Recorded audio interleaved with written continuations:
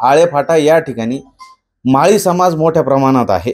या ठिकाणी या बांधवांशी चर्चा केल्यानंतर आमच्या लक्षात आलं की या ठिकाणी माळी समाजही पूर्ण ताकदीने, त्यांचं म्हणणं आहे मनोज जरांगे पाटील हे मुंबईला जात आहेत, त्यांना आमचा पूर्ण पाठिंबा या आळे फाटा या आळे गावात आहे। या ठिकाणी भव्य असं सावता महाराजांचं मंदिर आहे, आम्ही त्याचं नुकतं दर्शन केलं आणि खूप म्हणजे सामाजिक समतेचा काय सांगायला काय कशा पद्धतीचं तुमचं मत आहे या सगळ्या गोष्टींवर? मी एवढंच सांगू शकतो सर्व मराठा समाजाला, महाराष्ट्रातून जेवढे काही बांधव मुंबईला येण्यासाठी अग्रेसर आहेत त्या सर्वांनी नक्कीच या। आणि दादा आपल्याला मागतात तर काय, 1-2 दिवसाचा वेळ मागतात, नक्कीच आपण सर्वजण मायबाप जनता मराठा समाज सर्व मिळून आपण मुंबईला या, एवढंच बोलतो आणि थांबतो। 1 मिनिट मला यांच्याबद्दल सांगायचं आहे। हे गलांडे पाटील हे हिंगोलीचे आणि या भागात ते राहायला आले।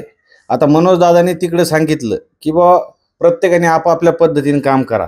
आता यांचा ओळखीचा भाग कोणता? हिंगोली जिल्हा, म्हणजे हे तिकडं यांच्यासाठी हा भागात फिरणं हे होतं।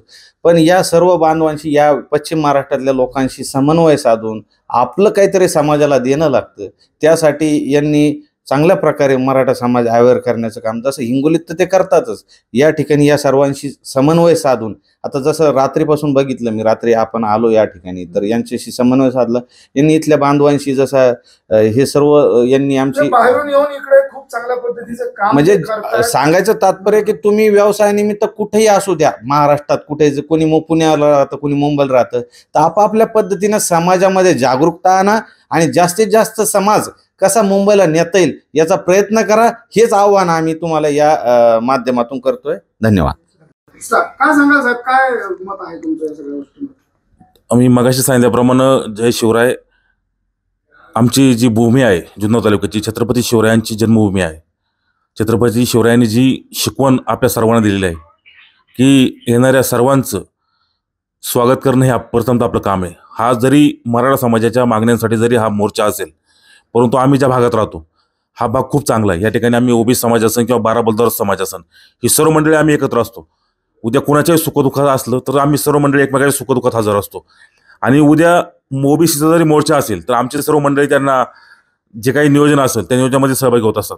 त्याच्यामुळे उद्या येणारे जे आपला मराठा मोर्चा आहे यामध्ये आमच्या भागातील ओबीसी बांधव असतील किंवा बाराबलदार बांधव असतील किंवा इतर सर्व समाजाचे बांधव, त्यांना येण्यासाठी जी काही सोय आहे, पाण्याचे, पिण्याच्या पाण्याची असेल, चहा पाण्याची असेल किंवा इतर काही गोष्टी असतील, ह्या गोष्टीमध्ये सुद्धा त्या आजपर्यंत आम्हाला सर्वांना सहकार्य करतात, ते यापुढे करत जातील अशी मी या ठिकाणी सर्वांना विनंती करतो की हा संदेश सर्वांनी घ्यावा। शेवटी मराठा समाजाच्या मागण्यासाठी येतोय, परंतु येत असताना आपली जी संस्कृती आहे ती संस्कृती सुद्धा आपण जपली पाहिजे, कारण असंख्य लोक या ठिकाणी येणार आहे, त्यांची सोय, मग चहा पाणी असेल किंवा इतर गोष्टी असेल, अतिथी देवो भव ही आपली देशाची संस्कृती आहे, महाराष्ट्राची संस्कृती सुद्धा आहे।